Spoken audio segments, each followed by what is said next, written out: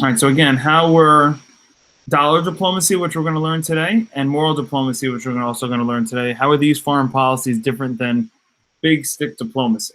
Okay, which big stick diplomacy was Teddy Roosevelt's foreign policy that we looked at the last 2 days. Okay, you did do a reading on dollar diplomacy and moral diplomacy yesterday, but now we're going to take our notes on it. We will start in 20 seconds.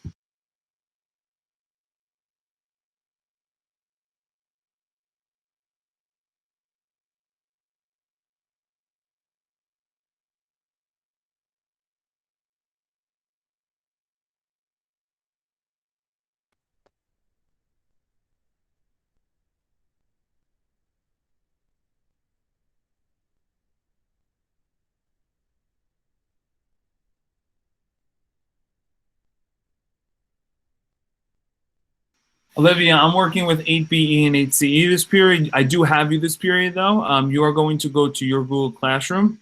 There is a part 2 of the video, the review video you're watching. Please watch that and fill in the rest of that Google Doc that you're working on Friday. You should look at it. It should look familiar. If you have any questions, let me know.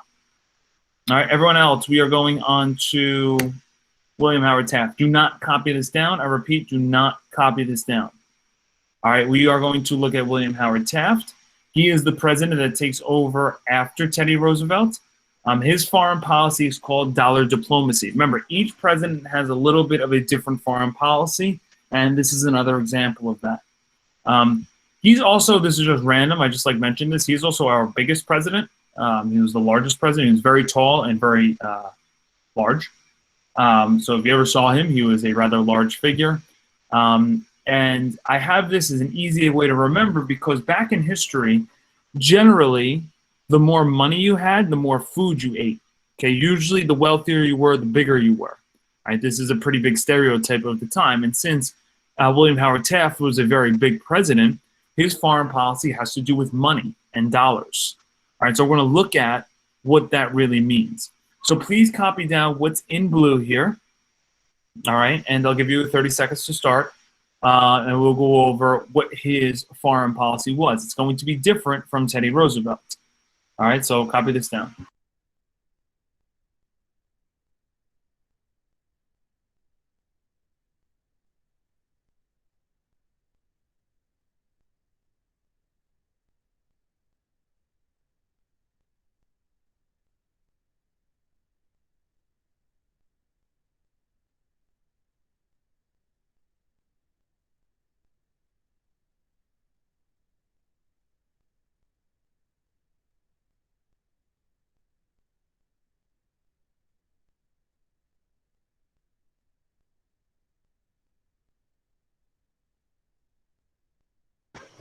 Okay, so William Howard Taft. All right, his foreign policy really had to do with both two things: money and economy.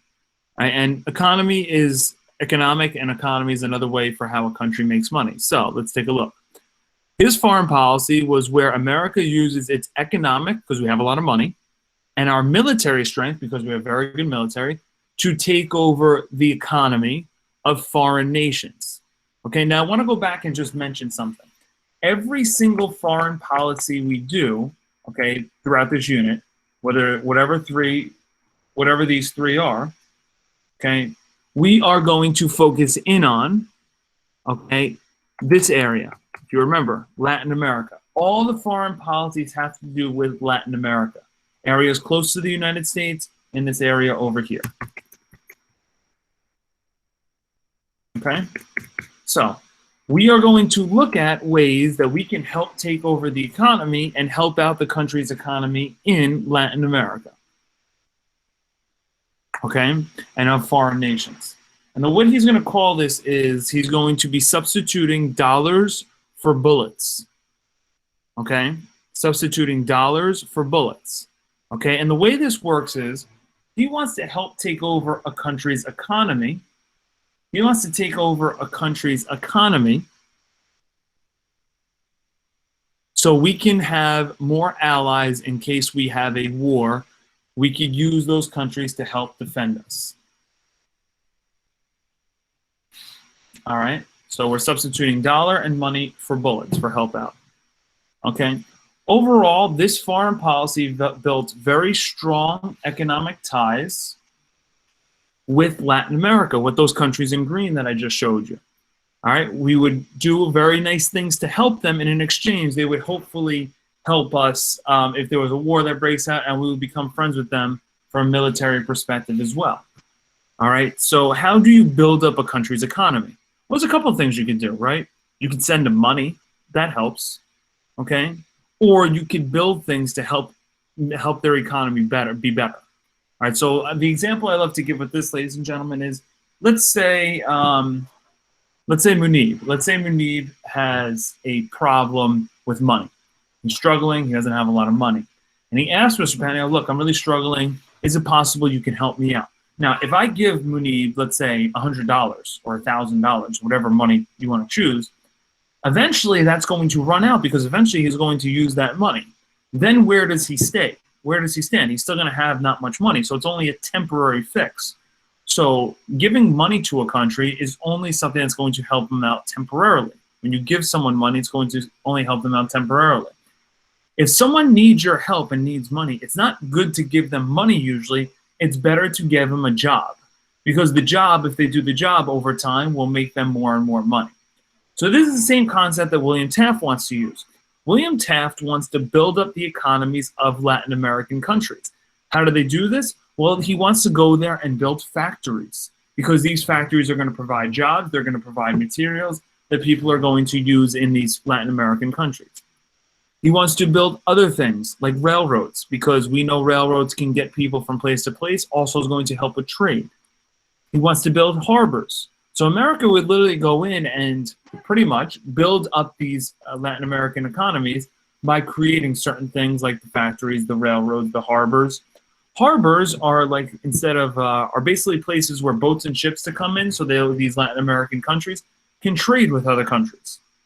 All right. Overall, William Taft's goal was to make more money for Latin America, and in exchange, they would then have a stronger country, which then gives us a better chance to have a stronger country. All right. If your neighbors and allies are stronger, that's going to make your country stronger. All right. And this proves America became a much more powerful imperial country because they had more control of other countries' economies. I'll just change this here. Okay, so this is dollar diplomacy. This is dollar diplomacy. Okay. So does anyone need more time before I move on? I think you guys should be good with copying this down. Okay. Let's go now to moral diplomacy. All right, let's go to moral diplomacy. So again, do not write this down. Okay, I want to look at Woodrow Wilson. He comes after Teddy Roosevelt, right? Like before Donald Trump was Barack Obama, and then after Donald Trump will be Joe Biden. Like you just follow the very same, okay, you follow the same thing. Okay, every president comes in, they have a new different foreign policy. Obama's was different from Trump's. Trump's was different from Obama's. Biden's will be different from Trump's. Everyone has a different foreign policy. Woodrow Wilson's foreign policy was called moral diplomacy. Again, don't write this down, you're just listening. He was the 28th president of the United States. He's a very big president throughout this unit because when we get to the second part of our unit, which is World War I, he's the president during World War I. Okay? He thought Roosevelt and Taft's foreign policy were way too strong. We were using our military, we were using our strength, okay, to basically get what we wanted. His came from a little bit of a different area, okay, and his was called moral diplomacy. So let's take a look at what moral diplomacy is. Okay, so again, please copy down here this slide in red, and then we will get into today's assignment. I'll give you a minute to do so.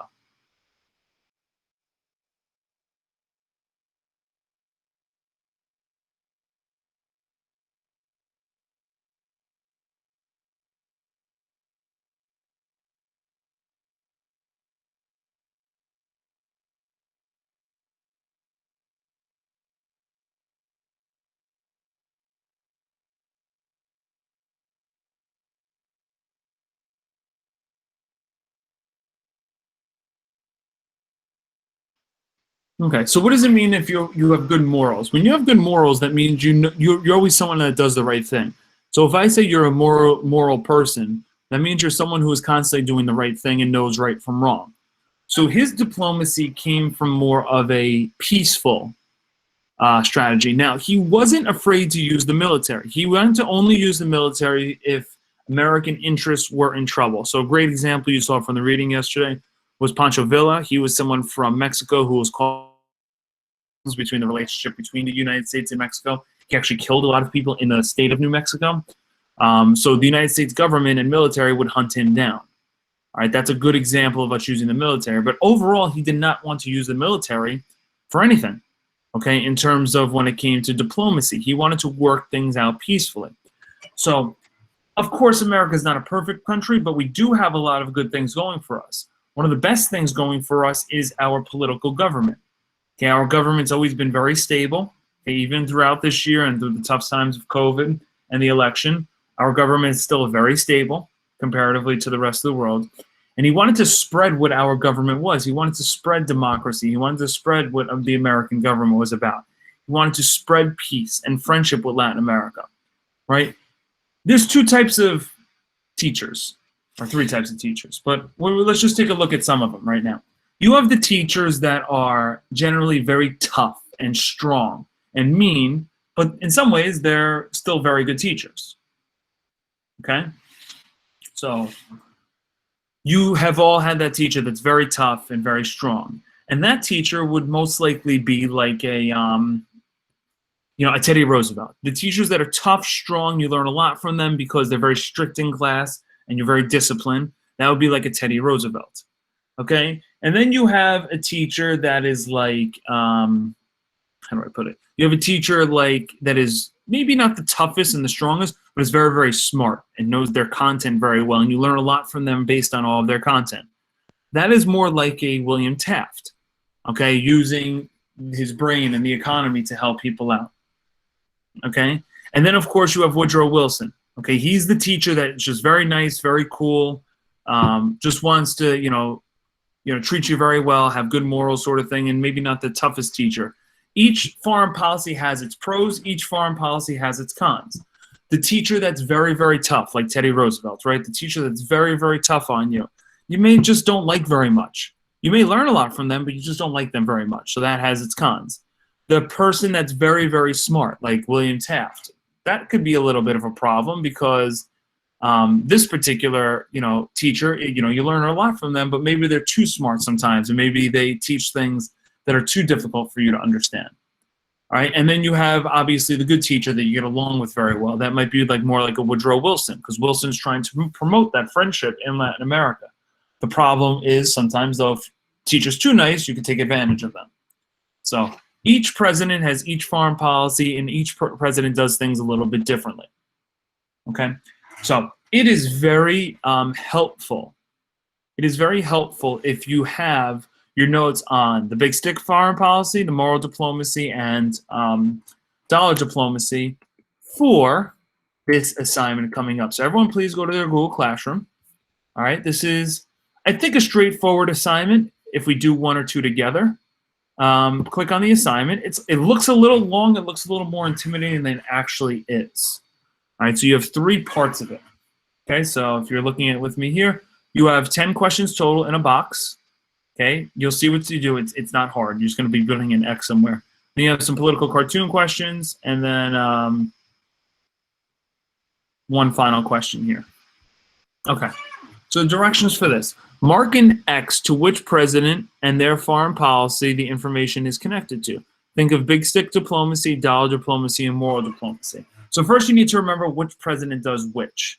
Okay, Teddy Roosevelt had big stick diplomacy. William Taft had dollar diplomacy. Woodrow Wilson had moral diplomacy. Okay, and you have your notes and you have your reading from yesterday. So what you're going to do is you're going to get 10 scenarios. Okay, you're going to get 10 scenarios that you're going to look at. All right, and the question is the first scenario. We'll do the first 2 together. Okay, and the rest you're going to do on your own. Which president wanted to dominate the Western Hemisphere? Warned European powers from interfering in U.S. interests and built upon the Monroe Doctrine. So which one of these foreign policy would most want to dominate and be most controlling and use the military to prevent the European powers from interfering in the U.S. interest. Definitely not Wilson. Liard, definitely not Wilson, because Wilson was looking to do things from a more peaceful standpoint. Who was much more willing to dominate the Western Hemisphere, okay, and use the military? All right, no, it is not William Taft. Okay, so if you go back to Teddy Roosevelt and you look at his foreign policy, think about it. Okay, he wanted to use the military if people did not basically give him what he wanted. Okay, and we saw this with the Panama Canal. So I'm going to mark off Teddy Roosevelt for this one. I'm just going to put an X. Okay. Let's try this next one. Which president showed a concern for morality and justice in foreign affairs? This one would be Wilson, right? He was dealing with moral diplomacy.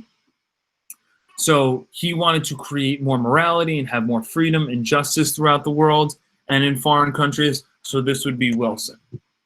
Okay. You're going to do questions 3 through 10. Okay, doing the same thing, reading each scenario and figuring out, okay, is it Roosevelt, is it Taft, is it Wilson? Now, could you put random ones? Sure. But this shouldn't take you too long. Okay, you want to take your time, go through this, try and complete this assignment the correct way.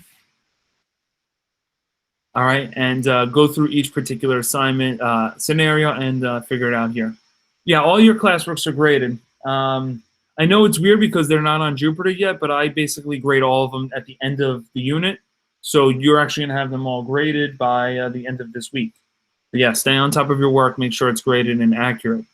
Okay, very quickly though, when you're done, you have a political cartoon. Okay, as well, you're going to answer questions 11 and 12 based on the political cartoon. And then 13 is just like an overall summary question. You guys can answer that one as well. All right, I'll be here if you have any questions, but you guys are going to work on this for the rest of the period. It's 9:32, so you have about 20, 25 minutes to work on this. All right, let me know if you have any questions.